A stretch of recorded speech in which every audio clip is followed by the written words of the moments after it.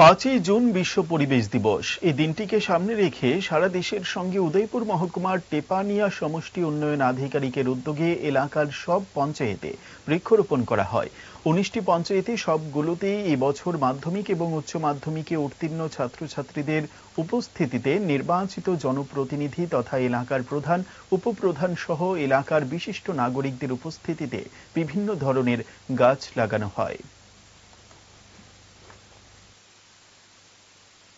নমস্কার, আজকে বিশ্ব পরিবেশ দিবস 2025।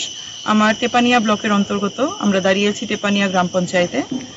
আমার ব্লকের সকল গ্রাম পঞ্চায়েতেই আজকে একটা কর্মসূচি নেওয়া হয়েছে। আপনারা হয়তো দেখতে পাচ্ছেন, শিক্ষিত কন্যা সবুজ পৃথিবী, এক গাছে দুটি অঙ্গীকার।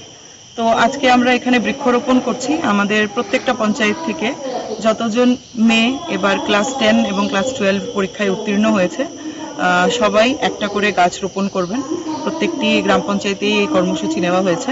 তো এখন আমরা আমাদের টেপানিয়া গ্রাম পঞ্চায়েতে অমৃত সরোবরের এখানে বৃক্ষরোপণ কার্যটি সম্পূর্ণ করলাম। জুড়ে থাকে বাঁধন আপনার চেয়েও আপন, জুড়ে থাকে বাঁধন আপনার চেয়েও আপন।